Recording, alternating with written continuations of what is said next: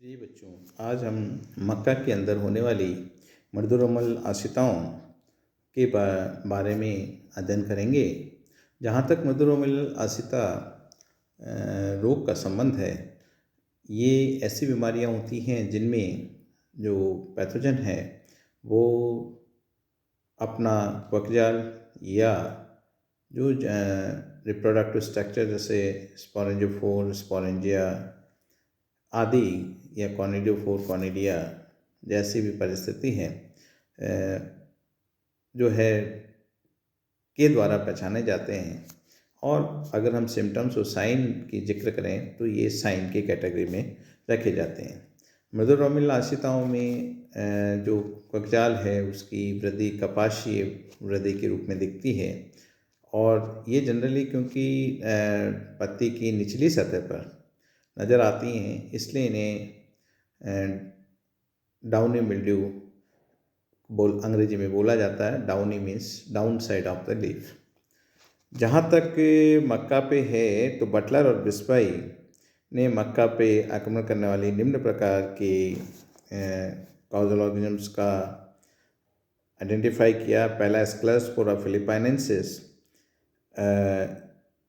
या पैरानोस्क्लेरोस्पोरा फिलिपाइनेंसिस भी इसको कहते हैं। दूसरा स्क्लेरोस्पोरा इंडिका, तीसरा स्क्लेरोस्पोरा मैडिस, चौथा स्क्लेरोस्पोरा सोरगाई आदि जो है मुख्य रूप से इनके द्वारा आइडेंटिफाई किए गए। इसके बाद में जो है आरएस सिंह थे, उन्होंने स्क्लेरोप्थोरा मैक्रोस्पोरा के कारण भी डाउनी मिल्ड्यू होना बताया।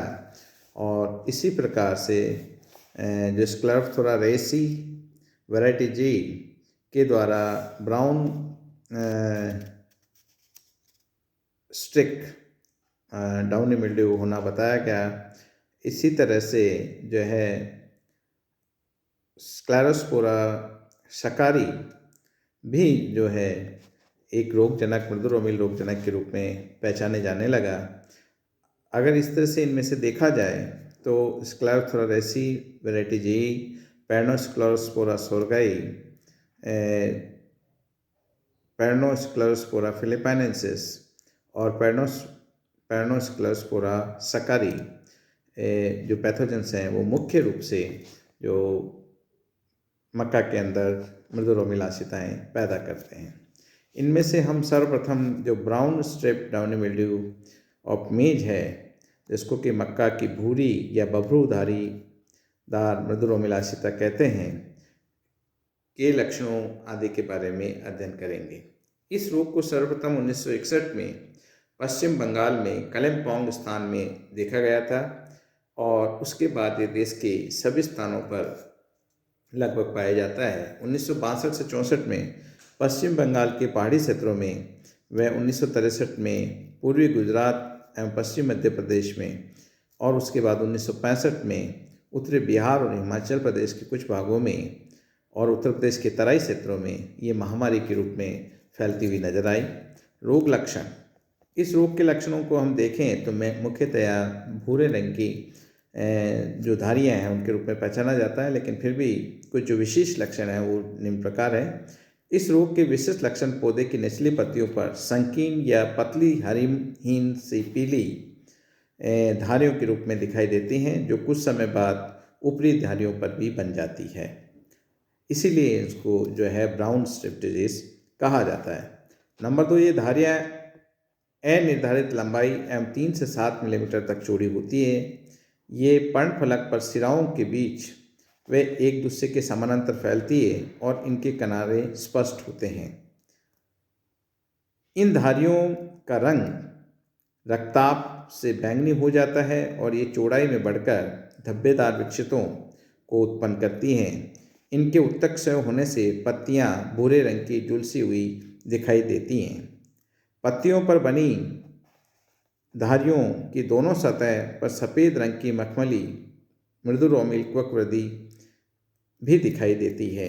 यदि पौधों पर हरिमहीन धारियाँ पुष्पन से पहले बन जाती है तो भुट्टों में दाने नहीं बनते हैं तथा पत्तियों पर धब्बेदार विक्षतों के पुष्पन से पहले विकसित होने पर पौधे भुट्टे बनाए बिना ही समय से पूर्व मर जाते हैं।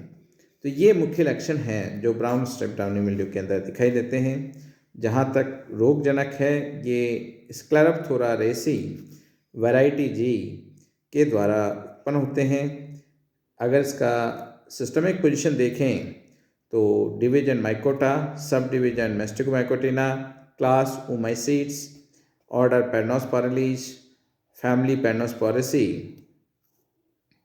Genus Sclerophthora and species rayssiae के द्वारा ये फैलता है।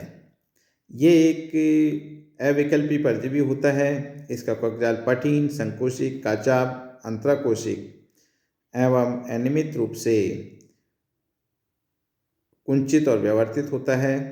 बीजाणुधानी धर डिटरमिनेंट टाइप के होते हैं, छोटे होते हैं और सब स्टोमेटल स्पेस में एकत्रित वक्र तंतुओं पर बन के स्टोमेटा के द्वारा बाहर निकलते हैं।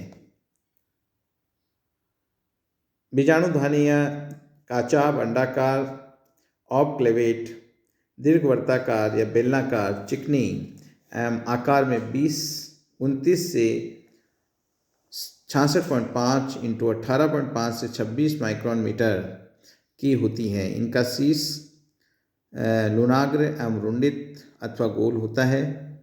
प्रत्येक बीजाणुधानी 4 से 8 चल बीजाणु बनाकर अंकुरण करती है, जो अनियमित वृत्ताकार आकार की द्विकशाभिक चल बीजाणु उत्पन्न करते हैं, जो पतले जल्ले में गतिशील होकर एंसिस्टर जोस्पोर बनाते हैं। और ये एंसिस्टर जोस्पोर फ्लैजेला गिराकर पुटीभवन हो जाता है और पुटीभूत चल बीजाणु गोलाकार काचाभ एवं 7.5 से 11 माइक्रोन मीटर व्यास का होता है। ये एक चल बीजाणु जो है पुटीभूत चल बीजाणु जनन नलिका बनाकर अंकुरित होता है और जो अंकुरन नलिका है वो नए माइसिलियम को एस्टेब्लिश करती है। जहाँ तक रोग चक्र का प्रश्न है, तो इस रोग का जो निवेश द्रव्य है वो निषेक्तांड के रूप में सस्यावशेषों में 3 से 4 वर्ष तक जीवित बने रहते हैं और संक्रमण का मुख्य स्रोत होते हैं। ये निषेक्तांड अंकुरण कर एक बीजाणुधानी दर पर बीजाणुधानी बना देते हैं, जिसमें से अंकुरण से कई चिल बीजाणु बनते हैं और नए पौधों पर संक्रमण करते हैं। इसके अतिरिक्त अनुकूल अवस्था होने पर जो निषेक्तांड है वो डायरेक्ट जर्म ट्यूब बनाकर भी अंकुरित हो सकते हैं और नई माइसिलियम को एस्टेब्लिश कर सकते हैं। जहाँ तक इस रोग के प्रबंधन की बात है, तो इस रोग की रोकथाम के लिए सबसे इम्पॉर्टेंट चीज़ है कि प्रतिरोधी एवं सेंसिल किस्मों को बोना चाहिए। रोग प्रतिरोध का मुख्य स्रोत कैरेबियन फ्लिंट कंपोजिट, ईटो amarillo, Antigua group 1, Antigua group 2 व डोरेडो डिटेक्टिव इत्यादि हैं, जिनमें प्रतिरोध से किस्में पैदा की जा सकती है। इसके अलावा जो है मुख्य रूप से जो किस्में जो प्रतिरोध या सेंसिल हैं वो हैं गंगा सफ़ेद 2, गंगा 101, रंजीत, डेक्कन रोग, गंगा 4, गंगा 5, गंगा 101, तरुण, संकुल मक्का, श्वेता, पूषा अरुण, पूषा कंपोजिट 2 आदि इस श्रेणी में आती हैं। जैसे ही रोग दिखाई दे वैसे ही उसे उखाड़ कर नष्ट कर देना चाहिए। मक्का की बुआई मानसून के प्रारंभ होने से कम 1 पखवाड़ा पहले करनी चाहिए, ताकि इनिशियल स्टेज पर इसको मॉइस्चर से बचाया जा सकते हैं। रोगग्रस्त पौधों के अवशेषों को एकत्र करके जला देना चाहिए। सदैव उर्वरक रूप में विशेष रूप से 20 किलो प्रति ग्राम के हिसाब से जिंक और 40 किलो प्रति हेक्टेयर के हिसाब से पोटैश की मात्रा देनी चाहिए। इससे पौधों के अंदर रेसिस्टेंस डेवलप होता है। बीजों को एप्रिन 35 ST से उपराजित करके बोया जाना चाहिए। इसके बाद 0.05 से 0.1% रिडोमिल 25 WP के 30 और 60 दिन के अंतराल पर छिड़काव करने से भी फायदा होता है। फसल पर 0.3% मैंकोजेब, इंडोफिल M45 या डाइथेन M45 अथवा किसी ताम्र कोकनासी फाइटोलान ब्लाइटॉक्स 50 0.3% के हिसाब से 4-6 छिड़काव 10 दिन के अंतराल पर करने पर भी इस रोग को नियंत्रित किया जा सकता है। 0.2% जैट्रोफा तेल अथवा नीम का तेल के छिड़काव द्वारा भी रोग के प्रकोप को बहुत कम किया जा सकता है। कम से कम 3-4 वर्ष का फसल चक्र भी इस रोग में रोकने को सहायक हो सकता है।